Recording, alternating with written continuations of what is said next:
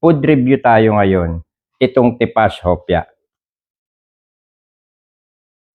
Ang daming pagkain dito sa harap natin ngayon. Pero uunahin nating i-review. Food review tayo ngayon. Itong Tipas Hopia. Ayan.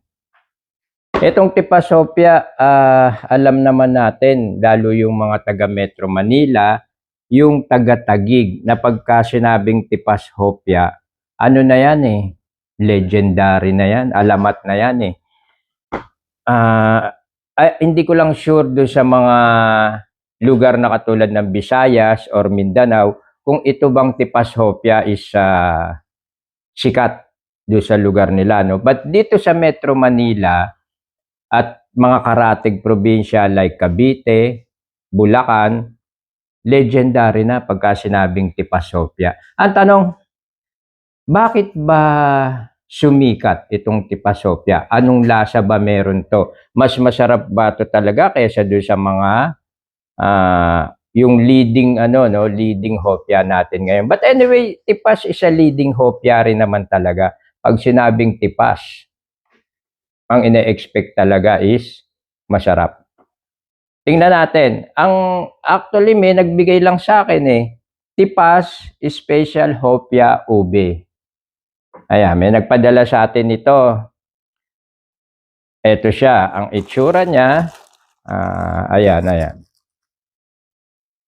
And then, lagi ko natitikman dito sa Tipas is yung munggo, hopiang munggo. But this time, ito, hopiang ube. Tikman natin. Ayan ang itsura niya, oh. Ayan, kita nyo. And then, ayan. Ubi siya. Yung kanyang pinakabalat, manipis na manipis. So, parang puro palaman siya talaga. Ang tanong dyan, masarap ba talaga itong Tipas Hopia? Tingnan natin.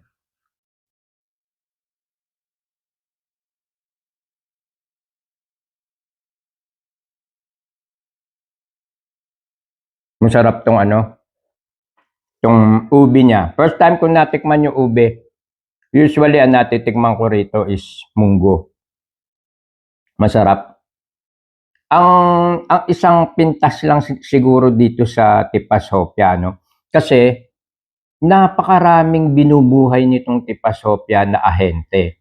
Napakaraming nagtitinda ng Tipas. Itong box na to, very familiar sa mga tindahan, dala-dala ng mga ahente.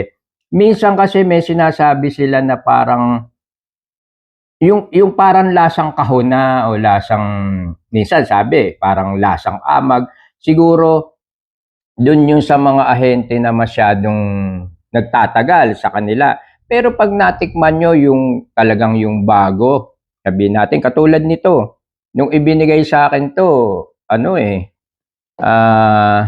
halos kahango lang niya. Galing siya mismo doon sa hanguan, sa Taguig mismo, taga-Taguig yung nagbigay sa akin nito. Masarap talaga. Actually, may bawas na to, hindi na buo. Tingnan natin ulit, Masarap talaga. Ano to? Recommended ng Eat Pilipinas. Itong Tipas Hopia. Walang halong walang halong bola. Maraming masarap na hopia, yes, but still, siguro hindi magiging institusyon, hindi magiging parang legendary itong Tipas Hopia. Kaya siguro sumikat ng husto. Actually, hindi naman sisikat talaga kung hindi masarap. Pero, kumbaga sa ibang brand, na talaga. Sila yung nauna sa mga hopia na masarap noon hanggang ngayon. Masarap pa rin.